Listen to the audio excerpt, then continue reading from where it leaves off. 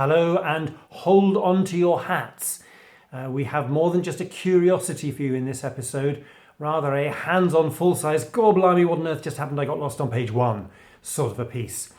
Terrifying, bizarre, not really the sort of sounds we think we know in Renaissance music.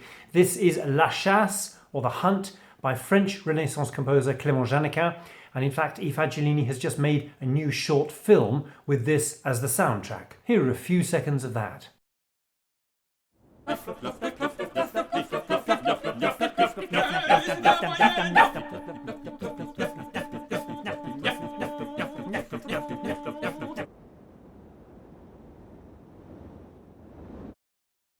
So, how on earth are we going to sing this particular score? Well, as the elephant said to his mistress, the mouse, this isn't going to be easy. But stay with us as we unlock this pinnacle of a genre of descriptive pieces that were all la rage on the continent in the 1530s.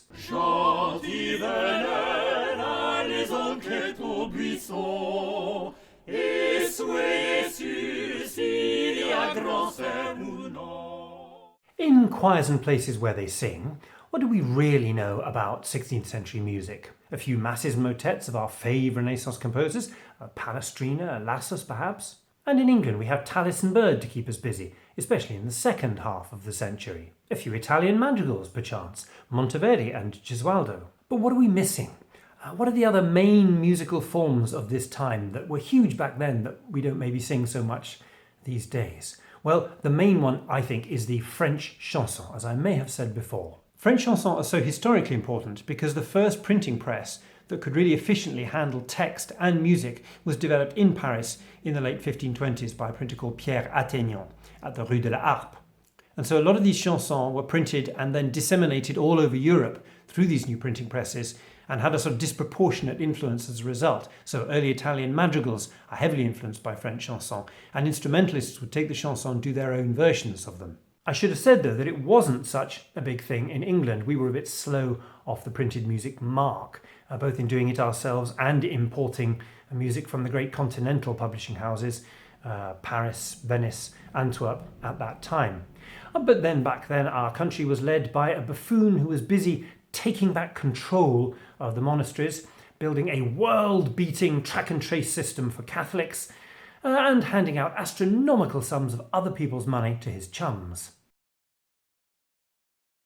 But in what is now the Latin Quarter in Paris, in the Rue de la Harpe, a stone's throw from Notre Dame, printer and composer Pierre Atteignan ran a brisk trade in the new printed music part books, and had a particularly fruitful collaboration with two priest composers. Claudin de Sermézy is one.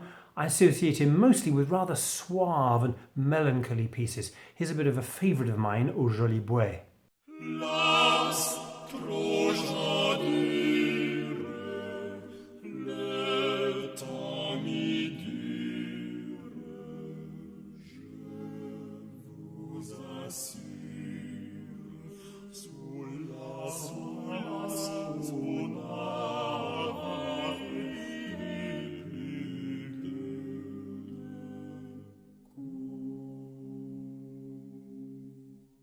While Clément Janequin, a priest from Poitiers, I tend to connect with rather more active pieces, like this setting of a very much single entendre text by his contemporary Clément Marot.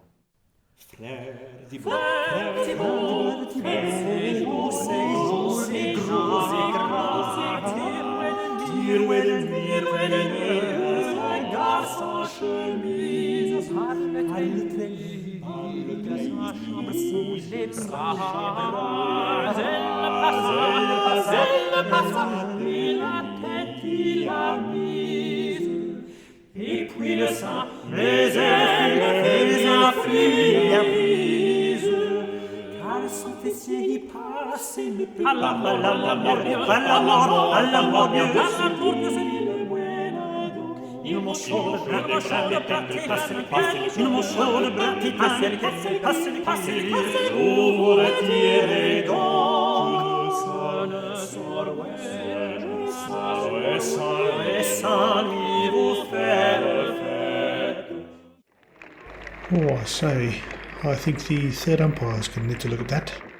Well, it's not big or clever, is it really? But as my French uncle-in-law said to me once, "You're English, you have a proper sense of humour. In France, we simply hit someone on the head with a big stick, and that to us is funny." And rather condescendingly, we refer to this rough and ready sort of humour as Rabelaisian, after the French author of the period, François Rabelais, who wrote 2 comic stories about giants called Gargantua and Pantagruel, very much in the style of Gulliver's Travels. Here's one typical bit. The degrees of relationship between them were such that one man called a woman "dear octopus," and the woman called him "you old porpoise." Then Friar John said, "Those two must feel a hot tide rising when they've rubbed their bacon together." "Hello. It's a long time since I've seen you, dear bag." "I'm always glad to see you, my jolly pipe," she answered. "Couple them together and blow up their arses. Then you'll have a bagpipe." I saw a mincing little hunchback, quite close to us, salute a girl relation of his. "God save my Peg." "I imagine she's just a great hole, and so he's the Peg. It'll be interesting to know if this Peg's capable of entirely stopping that hole." Yes, they'll definitely need to take that upstairs for the third umpire to take a look. The Parisian chanson is entirely contemporary with Pierre Rabelais. But the crucial thing to remember about this sort of piece is that it's not written for people to listen to in concert. It's written entirely for the simple, or sometimes quite complicated pleasure of the people singing it themselves. I mean, look at this lot. This is from an image by Hieronymus Bosch from a little earlier than the 1530s, and all their parts are written out on one large double spread. Funny looking lot. You're probably trying to work out which one looks like a singer in your group. In fact, the new printing presses, such as Attignon's in Paris, laid the music out rather differently. Instead of one spread for everyone, each singer got its own part. So there's a nice little part book with just a tenor part here. Tenor, it says there at the top. You can see just your own part. No bar lines though, like a modern orchestral part, apart from the lack of bar lines. And this meant 3 things. 1, you really had to be able to count rests. 2, you no longer had to sing with an owl on your head. And 3, you no longer had to sit quite so close to the man in glasses above who had really bad breath.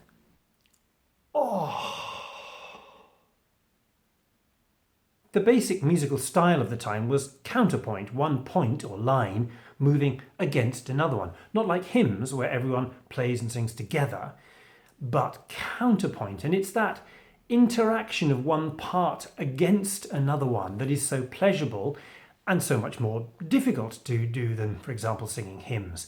But that sense of achievement, especially one to a part, when you can hold your line against another and allow their performance to inform your line, is one of the great pleasures of singing this music, isn't it? Interesting to note that Leonardo da Vinci didn't quite get that ephemerality of music, that way it changes every time that we remake it. That was his main criticism of music, an art form that otherwise he regarded highly, above poetry, for example. But I suppose he liked that idea that something could be finished and final the way the composer or the artist liked it, which is odd given how long he took himself to finish works of art. Anyway, in amongst this genre of Parisian chanson, 5 pieces by Clément Janequin, this priest from Poitiers, stand out as a little subgroup of descriptive pieces, each one taking one facet of daily life, filling it with written out sound effects and making it into a little story. The most famous of these is La Guerre, the war or the battle. And if you follow what we do on our YouTube channel, you might have seen our little film of this.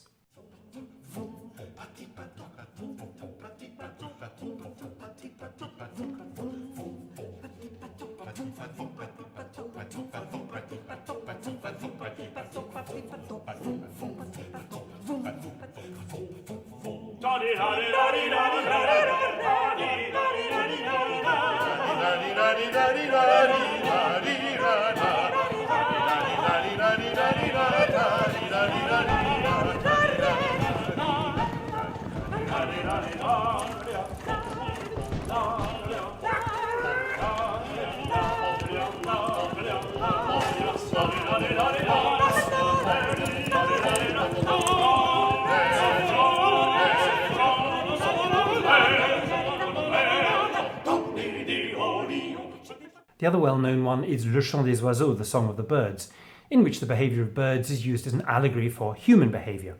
But the piece is also a chance for Janequin to show off his version of what birdsong sounded like some 400 years before Messiaen became obsessed with it. Here's part of the Nightingale passage.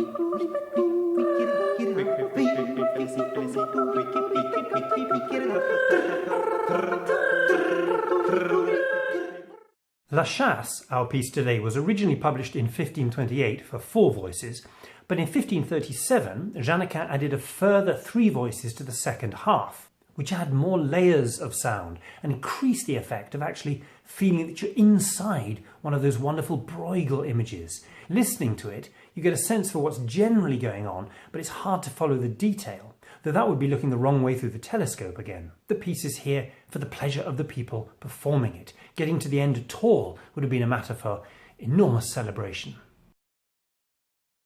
And as in Bruegel and Bosch images, there's a lot of detail and also a lot of symbolism, not all of which is understood. In Bosch, it's thought that fruit implied sexuality, thus all the strawberries on heads in the Garden of Earthly Delights. Oh!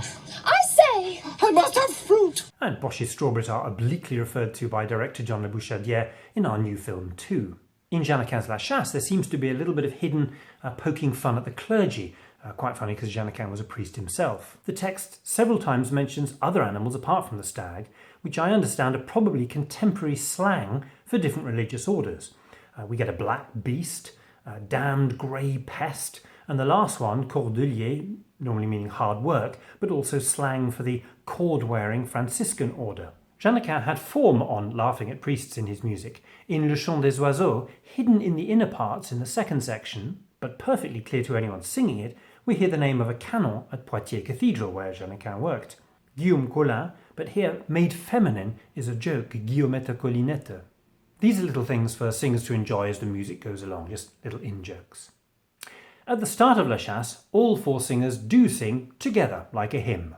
All of them the king, noble huntsman, go searching in the scrub and find out whether there's a great stag or not. Chanti venelle à les enquêtes au buisson, et soyez sûrs s'il y a grand cerf ou non. Le petit perro et le verdier, vous prenez chacun votre lignée. What just happened at the end there? The bass seems to have run off singing fast quavers on Le Petit Perrot et le Verdier, Little Perrot and Mr. Finch, both of you take your tracker dogs. But in patter delivery, like... I am the very model of a modern Major General. I've information, vegetable, animal and mineral. I know the kings of England and I quote the fights historical from Marathon to Waterloo in order categorical. Important difference though. In Gilbert and Sullivan's Modern Major General, all the main syllables of the stressed English are on the beats and the weak syllables are off them. So I am the very model of a modern Major General. But in French, you don't sing like that. You don't accentuate like that. Everything is smoother. Le petit perrot et le verdier, vous prendez chacun votre limier, rather than le petit perrot et le verdier, vous prendez. You'll notice that the harmony is very static at moments like that, so that the listening ear, or the performing brain, is not having to deal with harmonic change at the same time as fast text. The 4 voices work regularly in pairs, 2 at the top and 2 at the bottom, as we hear in the first triple section.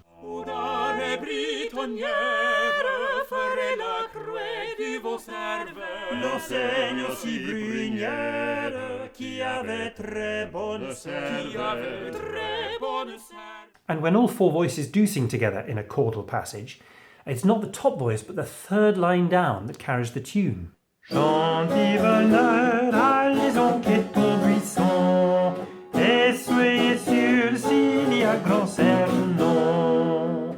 So the top part that with 4 singers one's ear can get drawn to is not really the melody at times like this, but just a sort of much less important, sort of rather weak descant, while the great melodic material happens in the baritone part. About a minute or so into the piece, having made their plans of who'll search where, the 4 hunters split into 2 groups and tell different stories, and with more patter delivery and harmony that just treads water so that the text can be really clearly heard. They describe what they find. Footprints showing bon dos, bon talon, a good back and a good heel, and attached to strong limbs. And then traces of the all-important stag's droppings, which are bien viandés, pressés, bien formés, good and meaty, dense, well-formed. They aren't coiled or tapered, no, and nicely coloured. I think that the king will like them. Let's hear that little passage from a previous production we did of this piece with Peter Wilson directing.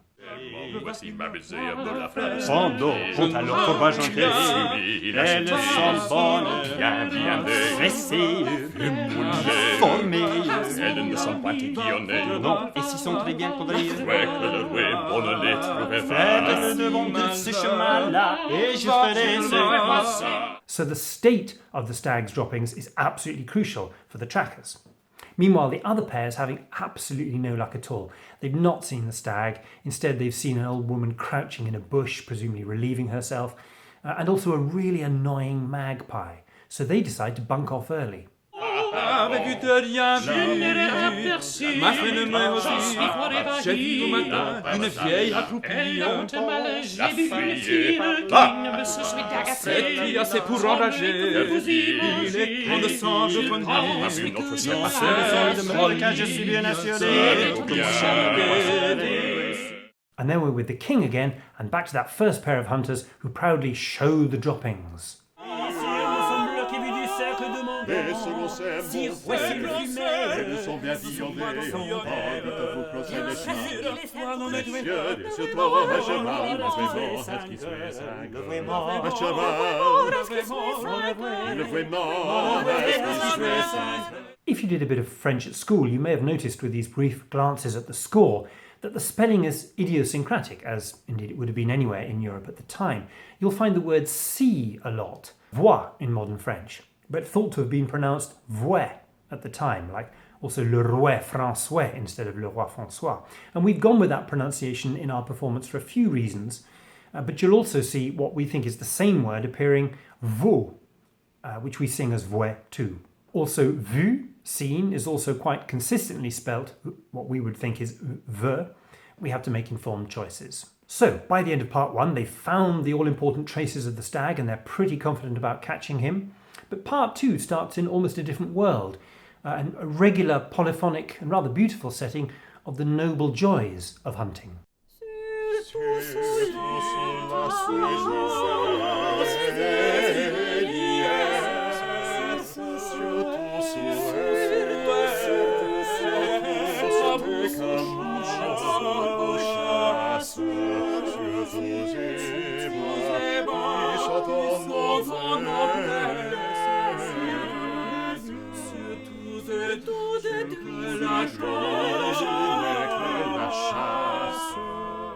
And as that finishes, we get the first sound effect, gnoff, which is woof in French.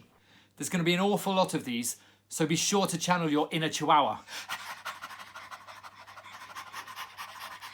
In fact, the stag has now actually been sighted for the first time in the piece, and now the three extra voices come in as well, and this is where the fun really starts. See him go! Make sure you don't overtake him. And we hear the names of dogs, Frier and Frère to start with, and then more. And in the top part, tron, as you say in English, unk, the sound of the hunting horn. And also, tielo, tally-ho.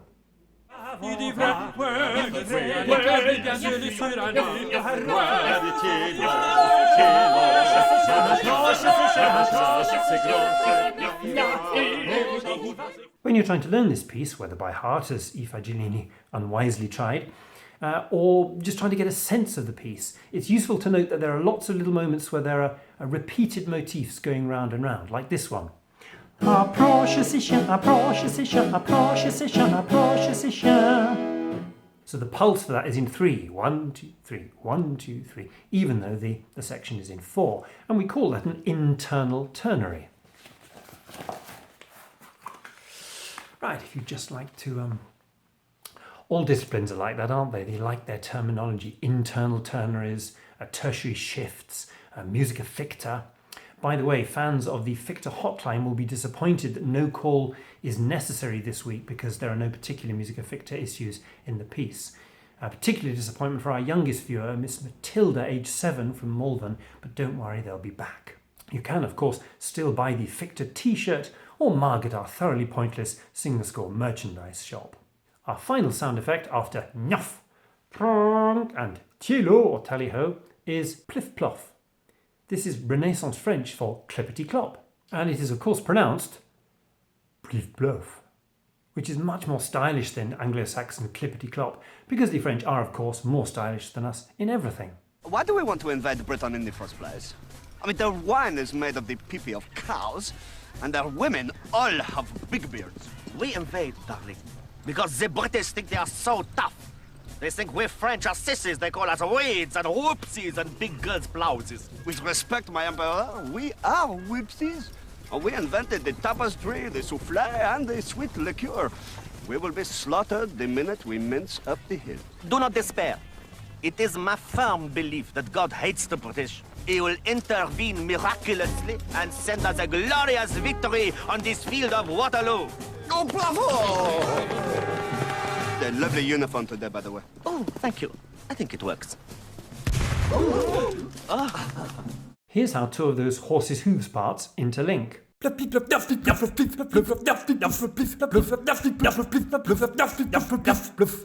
hear it with the others, and note the second part down, resolutely barking off the beat. There's one in every choir, isn't there?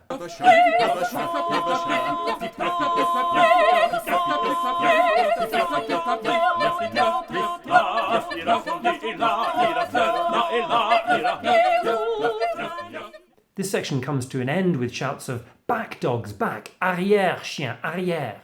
And then they've lost the stag, have come to a clearing, then they're off their horses and they're watching the dogs going around in circles trying to pick up the scent, while the music does a similar circular thing.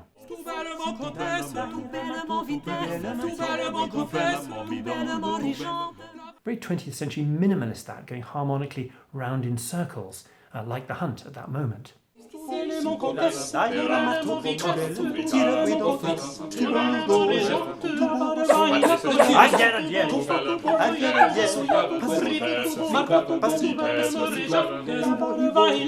Until the dog Mirande sees it and the whole party rushes off, some on horseback, pliff-ploff, with nuffing dogs, and the hunting horns now to be heard at the bottom of the texture. Again, feel how static it is harmonically so that all that detail can come through.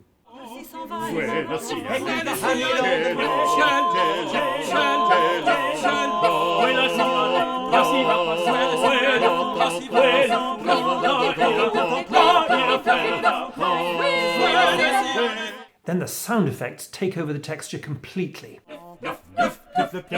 until the tenor sees the stag doubling back on himself.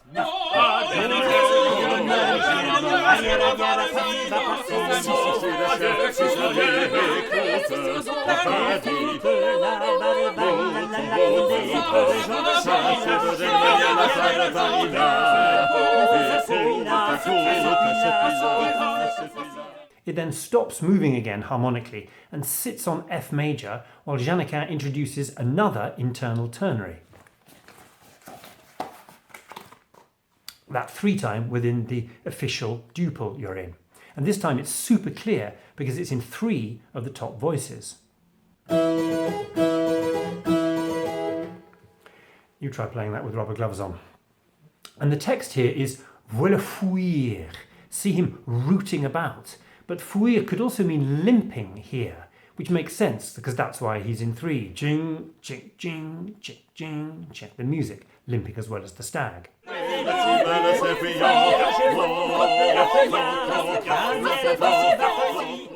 Now the tenor encourages the dogs and shouts that the stag's head looks heavy now. La tête lui pèse.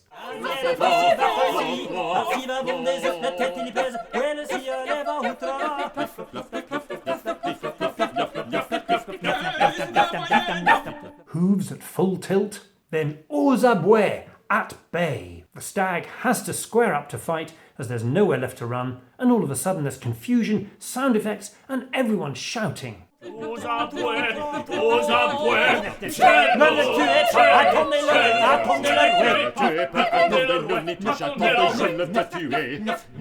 Sire, tuez-le de peur qu'il blesse les chiens. Arrière,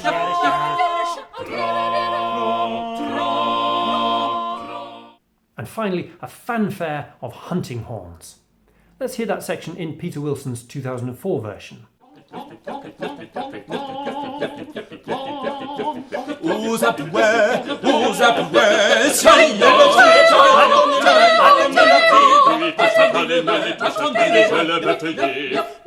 Sire, tuez-le de peur qu'il blesse les chiens. Arrière,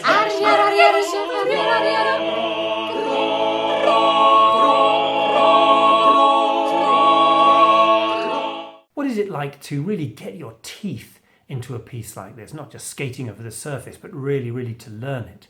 Well, someone who's got a perspective on that, having sung the piece with I Fagiolini before moving into a world of opera, oratorio and lieder, is bass baritone Matthew Brooke. Well, this piece is a challenge. Yeah, so there are many pages of unfamiliar French. So you have to. It's worth spending some time, I think, before doing this, just looking at the French, getting your teeth around it, and making sure that you take a breath and you get to the end of a phrase. You know, if you make mistakes, it's not the end of the world. There's a strange visceral satisfaction in being able to say Le petit perrot et le verdier, vous prenez chacun votre limier. Just to have got that in your mouth so your muscles get used to it. I mean, it's strangely pleasurable, isn't it? It is, and I'm one of these singers that has a slightly lazy tongue, so that sort of a section can take me hours and hours and hours to get round. But hopefully you're blessed with a more ruly tongue and can do that. But there's no short corners in this piece. I suppose another way, we want to encourage people to engage with the old French, but another way, if they've only got time to do it once, is to ditch the French and simply try to keep up with one part and go ba ba ba ba ba ba ba ba, I suppose. Definitely do that, because there's such a rhythmic intricacy to it. It's worth just being able to achieve that, actually. Matthew, can you remember the first by heart performance of this? Peter Wilson came in and set it for us, and we've dipped into an old film of that from, I think, 2004. I can't remember the first performance. I think I've wiped it from my brain. It must have been too traumatic. Yes, I think you might be right. I can't remember exactly where it was, but I do remember the nerves of pacing around a room beforehand, trying to just remember which corners I was having difficulty with. But the elation of just 8 people standing together, having achieved many hours of careful practice with physical moves, which always helped with the memory process. That really helped. But it was very thrilling to get it together and just smile at the end. But also terrifying moments when things went slightly wrong and someone didn't put down a crucial lead and we were floundering for a while, but we still managed somehow magically to get to the end together. Yeah, there was always one point where we just would look at one another and say, yes, that went wrong, but we're safe from now, aren't we? And I think everybody actually needs, no matter what your music you're doing, actually, it's always good to have a reference point, isn't it, in performance? Because whatever, if you're singing a quilter song or some Messiaen or something difficult like that, it's good to have a gathering point, for sure. My children always tease me about what I do for a living, singing old music in darkened rooms. That's Peter Phillips's phrase, isn't it? But this sort of challenge is electrifying, and doing this sort of singing with other people and getting it right is so exciting. We should mention perhaps that we've just made a new edition of this, which you can also buy at the Fagiolini store if you want to take it away and try it with some other people. Because it's like sort of high-octane car racing or gaming or something. You're totally dependent on other people. At the same time, you're striving away on your own line. You have to give things. Your brain is working so fast. It's a kind of secret form of high thrill, isn't it? It is. And not only that, but it's almost like constructing a piece of lacework. You imagine the detail that goes into one corner, but it's so dependent on it working with this. And when we're finished with this massive design in front of us, it's hugely rewarding to do, and it's same with any job you do. It's always worth putting the time. You get much more out of it. But it is high octane stuff. You'll be delighted to know that you don't have to prepare this for a performance coming up. Now you're mostly in solo world, but for those Fagiolini singers who are still doing it with us by heart, a thought for them. I have listened back to it, the recent recording of it, and it's amazing how much actually has stuck. certain corners. I think, given a week's work, I could probably get back to it. But dangerous words. No, I think I'm busy that week. Nyoff, nyoff, pliff, ploff. Absolutely. I've stressed how a piece like this was very much written for the pleasure of those performing it. But 500 years later, if you're going to present it to an audience, you do have to think about how an audience receives such a score. And the director of our new film, which we've barely touched on in this Sing the Score because we very much hope you'll simply go out and watch it, was faced with quite a set of challenges when trying to bring it to life in 2020. Making a film of something that was written a very long time ago is inherently challenging. With La Chasse, the story is quite heavily buried in the polyphony. So while the basic story is clear, the narrative is somewhat blurred within all the details that are going on between the voices. And while the singers may have been aware of it when they were singing together in one room and noticing that one person had a reply to somebody else, it's not at all evident from just listening to it on its own. So one of the things I was very keen to do with the film was to dig into that so the audience would be able to follow the story in more detail beyond a very broad sense of what was going on. The other challenge, of course, is that we're talking about hunting. And filming hunting with singers jumping hedges and singing polyphony was not realistic, nor did we want to glorify hunting and say that killing a stag was a good thing. But that is essentially what the story is. So we needed to come up with an idea, a concept, an approach that would allow singers to engage with their text meaningfully, like they really did want to kill that thing, without actually killing anything or suggesting that was a good thing to do. Well, now it's your turn. And remember, when you're sight reading, prioritise rhythm over pitch. Keep up with that pulse. And of course, you can stop it at any time, scroll backwards, have a second or a 20-second go. There's such an achievement in just getting through a piece like this. And if you're interested, we've made this brand new edition, which you can buy for a mere £2 from our store. And we'll be adding the editions used in all 26 episodes of Sing the Score. You can also buy a Claire Wilkinson mug, that sort of thing. Mostly though, after having a go at the score today, please go and watch the film The Stag Hunt. You can find it on the front page of our website, ifagilini.com, and we're only asking the price of a coffee. And we're giving a third of that to the fabulous wildlife charity, the Born Free Foundation. If you're new to Sing the Score, welcome. Please press on the little button down there to subscribe. But do also consider making a donation to the film so we can carry on making these episodes. You can do that at ifagilini.com/friends. We also very much welcome individual episode sponsors. These things absolutely don't pay for themselves. Just contact us at mail@ifagilini.com. And now here's Greg Skidmore with The Warning. Greg plays the part of the Earl in the second half of The Stag Hunt and was not at all traumatised by having to learn it by heart. Dudes. Nyoff, nyoff. Trog! Pliff, ploff, pliff, ploff. Ne le tuez pas. Ne le tuez pas. Cello. Seriously.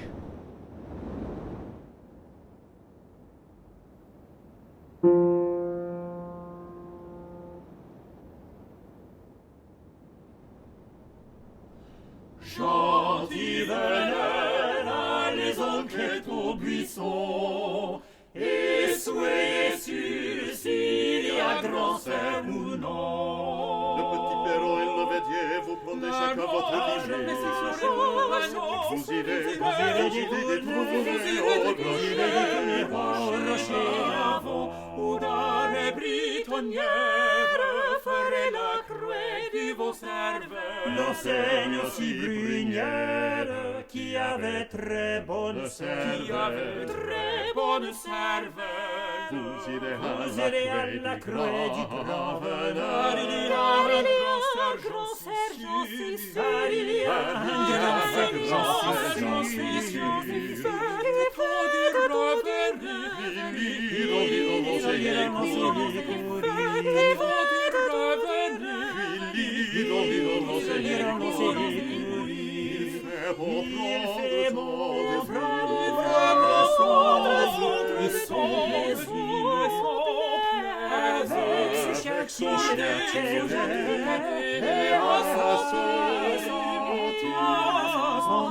mon ami va avant, mon ami va passer, va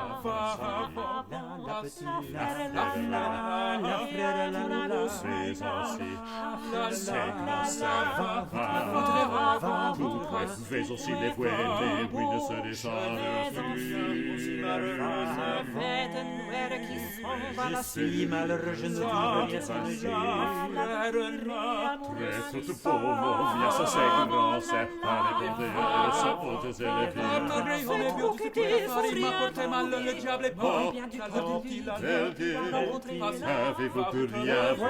Je n'ai plus. Il me semble que j'ai vu du cercle de mon Je n'ai de rien pu soucier, mon chien pour à tes pieds la terre, tenez comme votre mal à trop me serre, je ne ferai bien. J'ai mal à matiner, si rencontrer des douleurs. Voici la pitié avec la part de Mon Dieu, pantalon fort argenté. la fumée et la Elles gemme, sont bonnes, bien viandées, pressées, et moulées. formées.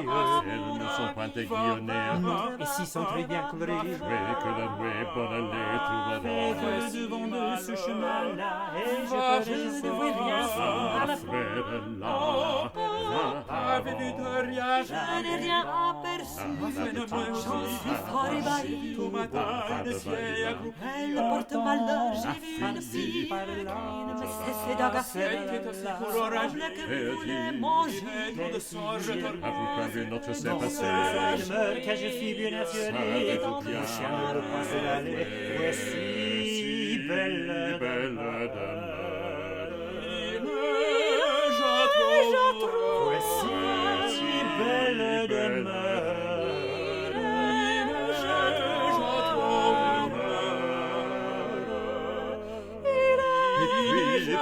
Avez-vous rien vu? Ici, nous sommes bloqués vu du cercle de mon Et selon ces si mots voici le fumée. elles sont bien viandées. Vite-vous closer les champs. Messieurs, sur toi, un cheval, levez-moi, est-ce qu'il soit cinq? Un cheval, levez-moi, est-ce qu'il soit cinq? Levez-moi, est-ce qu'il soit cinq?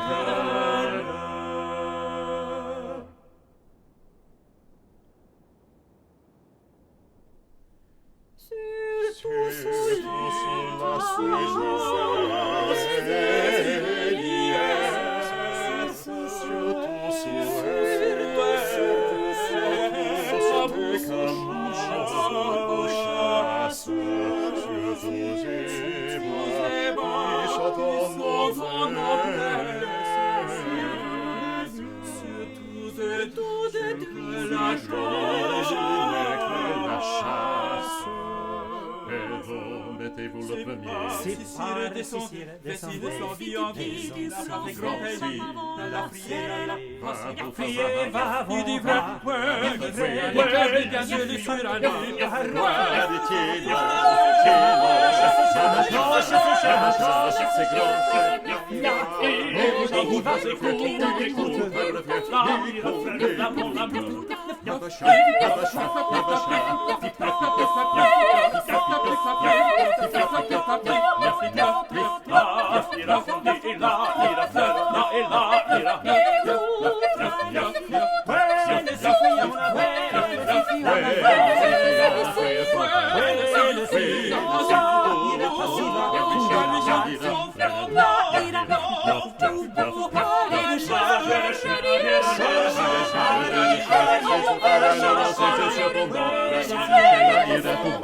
tout bellement confesse, tout bellement vitesse, tout bellement confesse, tout bellement les gens, la barre Battez ce chien.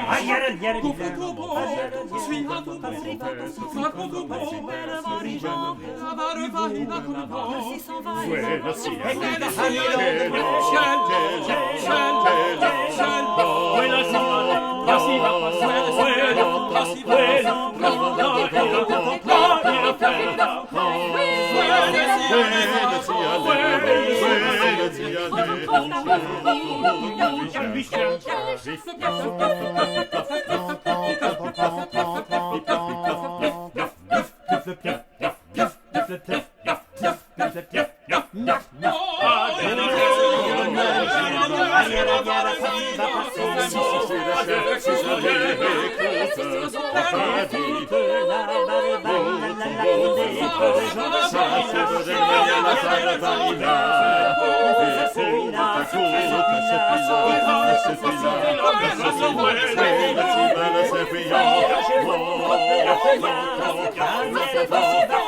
Si va bon des œufs, la tête il y pèse, où elle s'y lève en outre.